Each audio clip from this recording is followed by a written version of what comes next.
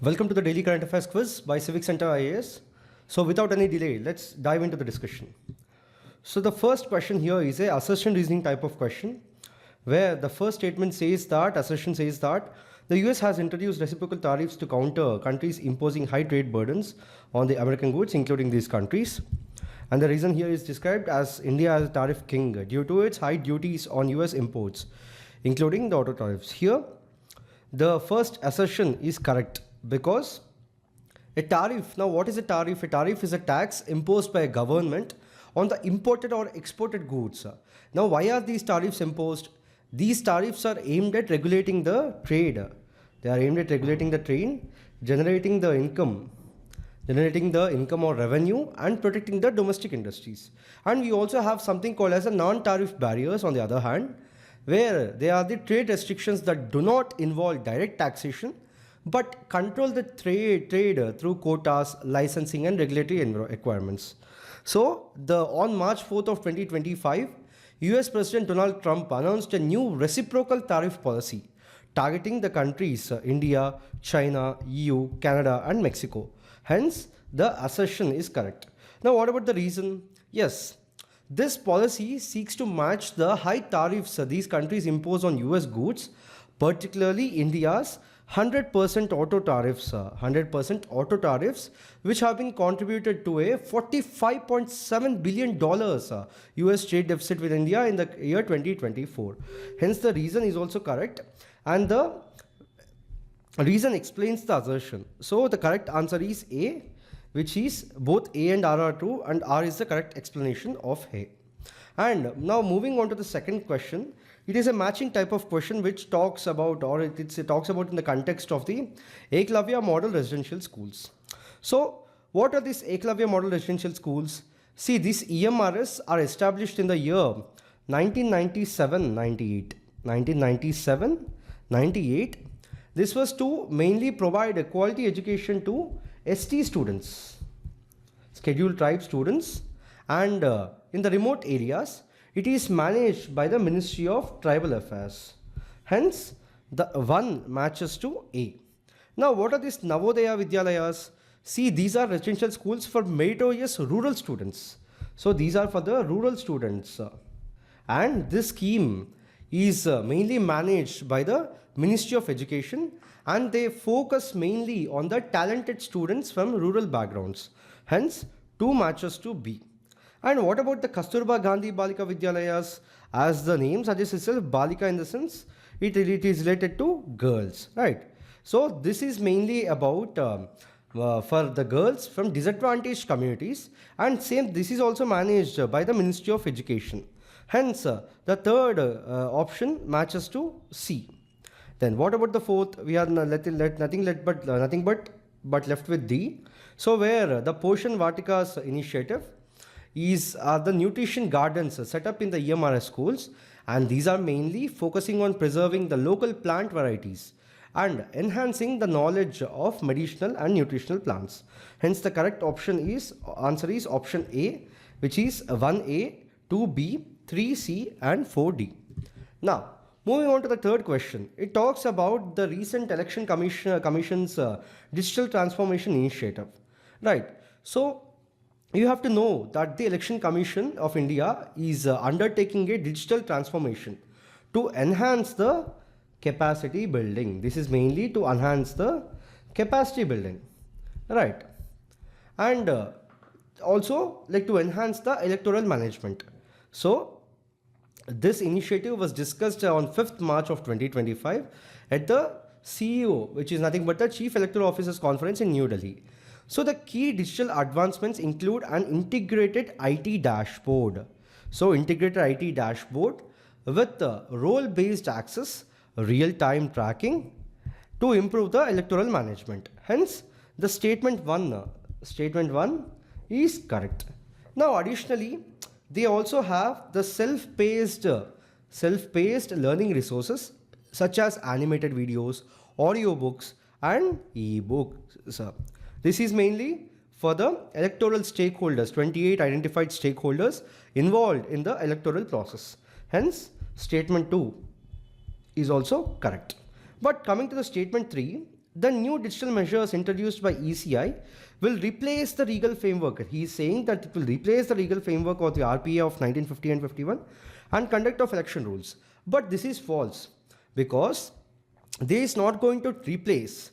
These digital transformations operate within the legal framework. They operate within the legal framework of Representation of People Act of 1950 and 51 and Registration of Electoral Rules of 1960 and additionally Conduct of Election Rules of 1961.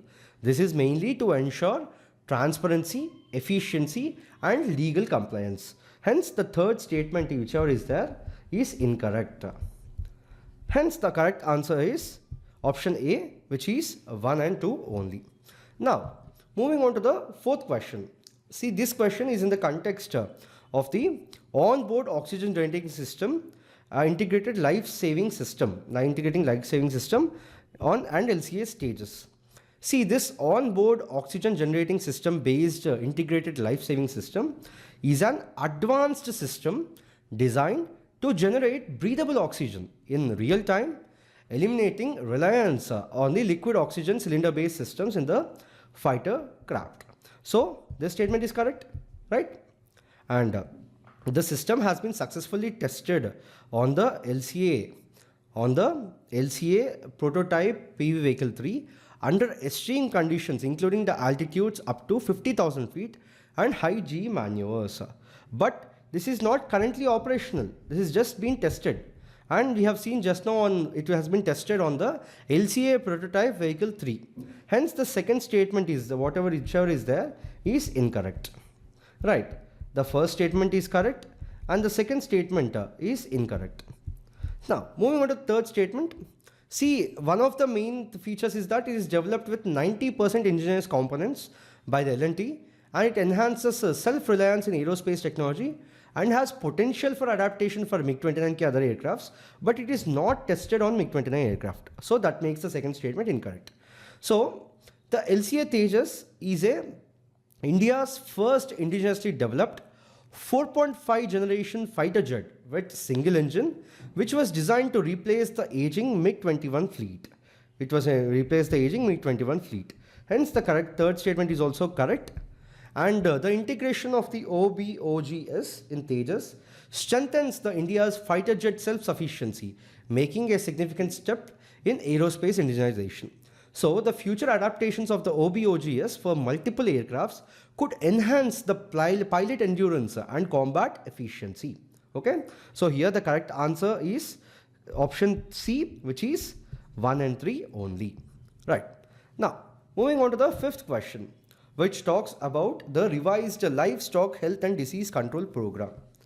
So this was revamped recently. In that context, we are seeing this question. See, the livestock health and disease control program revised on 5th March of 2025, which is yesterday, has an outlay of 3,880 crore rupees. Right. So a key addition to it is Pashu Aushadhi, which provides affordable veterinary medicines through PM Samriddhi Kendras and cooperative societies. Hence, first statement is correct, right? Now, what is this? Moving on, the scheme has three main components, with including the National Animal Disease Control Program and Critical Animal Disease Control Program, which focuses on controlling major livestock diseases. Hence, the second statement is also correct, right? And this LHDCP targets foot and mouth disease, brucellosis and lumpy skin disease through vaccination, surveillance and mobile monitoring veterinary units. Hence the third statement is also correct. All the statements are correct. So by enhancing the livestock productivity, reducing financial losses and generating employment, the program strengthens India's rural economy and veterinary sector, improving animal health management and disease prevention across the country. Hence the correct option is option D, which is 1, 2 and 3. Now moving on to the sixth question. It talks about the RBI's decision to make open market operations and to sell the G6. In this context, we'll see the question. So the open market operations are conducted by RBI or like which is the Reserve Bank of India, to regulate liquidity, interest rates and money supply by buying or selling government securities in the open market. Hence, this is correct because the RBI conducts the buying and selling G-Secs to regulate the liquidity and interest rates in the economy. So, the G-Secs include, what all G-Secs does include? So, G-Secs includes both short-term treasury bills and long-term dated securities, both issued by government to finance fiscal deficits. So, the second statement is wrong because it says that only long-term dated securities with fixed interest rates. That is incorrect. So, these risk-free debt instruments provide fixed returns and are actively traded in the secondary market, offering liquidity. So, one of the key changes recently with respect to this G6 was introduction of the retail direct scheme, which was launched by the RBI, enabling individual investors to open retail direct gilt accounts and invest in the G6 without intermediaries. Hence, the statement 3 is correct. Hence, the answer is option B, which is 1 and 3 only. Right. Now, moving on to the 7th question, which is a two-statement question talking about CRISPR gene editing technology. So, what is this CRISPR technology? See, the CRISPR, which stands for the clustered regularly interspaced short palindromic repeats, is a genetic engineering tool inspired by the bacterial immune system, which uses Cas9 proteins to target and cut viral DNA, identify and target and cut viral DNA. Hence, the first statement is correct. So, the Cas9 enzyme functions as molecular scissors, making precise, targeted cuts in DNA with the help of a guide RNA or the gRNA. So, it doesn't cut at the random locations, but it is targeting specifically, right? After cutting, the cell's repair mechanisms modify the DNA, allowing gene knockout, which is nothing but removal of faulty genes, gene insertion, which means adding beneficial genes, or gene correction, which means fixing the mutations. So, unlike older genetic methods, CRISPR is cheaper, faster, and highly accurate. Hence, the first statement is correct and the second statement is wrong. Hence, the correct answer is option A, which is 1 only. Now, moving on to the 8th question, it talks about the semi-cryogenic engines, which is a two-statement question. So, what is a semi-cryogenic engine? The semi-cryogenic engine, which is in short called the SC2000, is a next-generation propulsion system designed to improve the heavy lift launch capabilities. So, what is the difference with the conventional cryogenic engines? Unlike the cryogenic engines that use liquid oxygen and liquid hydrogen, these semi-cryogenic engines use liquid oxygen and kerosene. They will use kerosene, offering better storability and cost effectiveness because kerosene is very easier to handle than the liquid hydrogen, which requires extreme cooling at minus 250 degrees Celsius. Hence, the first statement is correct, right? So, what does the second statement say? Unlike the semi-cryogenic engines generate higher thrust, making them more suitable for heavy lift launch vehicles, which is a wrong statement because compared to the cryogenic engines, the semi-cryogenic engines provide higher thrust, which is around 2000 kilonewton, Okay, so they offer greater power. So they offer a higher thrust due to higher density impulse, making them ideal for heavy lift launch vehicles. And while the cryogenic engines are more efficient for high energy emissions, semi-cryogenic engine technology offers greater power, lower costs, and improved operational flexibility, strengthening India's space launch capabilities. Hence, the first statement is correct, and the second statement is incorrect. Now, the answer is option A, which is 1 only.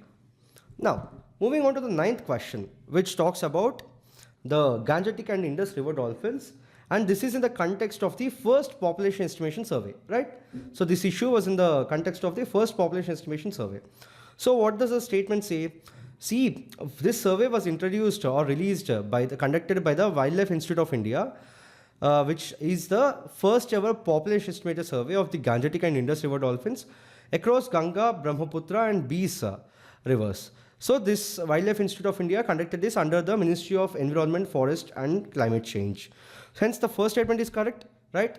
So, the estimated Gangetic dolphin population is 6,324, while only 3 Indus dolphins were found in the Beas River. So, what are the key dolphin hotspots? See, Dolphin hotspots are those spots where you have more density of dolphins. So the key hotspots include Bihar and Jharkhand, while the cold spots with no or no dolphin presence include Ganga area, and also the Barak river of Brahmaputra and the Yamuna river. So here the second statement is wrong. There's like we don't have these many dolphins. And if you have to talk about the conservation status of these Gangetic dolphins, it is legally protected under the Schedule 1 of the Wildlife Protection Act of 1972, and it is listed as the endangered species and the IUCN Red List. So the correct answer is option 3, because the first statement is correct and the third statement is also correct, while the second statement is incorrect. Now moving on to the last question. Which of the following statements either are correct regarding the quantum computing and the National Quantum Mission? So what is the difference between the classical computing and quantum computing? See, the quantum computing uses qubits, which take advantage of superposition and also entanglement. So what is superposition? Superposition is nothing but existing in multiple states, which is 0 and 1 simultaneously. And entanglement means instant connections between the qubits for exponentially faster processing than the classical computers. Hence, the first statement is correct. And then we have something called as the National Quantum Mission. So one of the key objectives of the National Quantum Mission is to establish a secure quantum communication over 2000 kilometers through satellite-based quantum networks to enhance the cybersecurity and defense capabilities. So the National Quantum Mission covers multiple domains, including quantum computing, quantum cryptography, quantum sensing, and quantum materials research, not just quantum computing. So both statements 1 and 2 are correct, and the correct answer is option C, which is both 1 and 2. If you have to know detailed about these all 10 questions or the 10 topics, you can refer to our today's daily current affairs video posted on our channel, and you can refer to our DCA notes which is posted on our Telegram channel. Okay, so we'll be back again with 10 more questions tomorrow from the 10 different topics for the day. Thank you.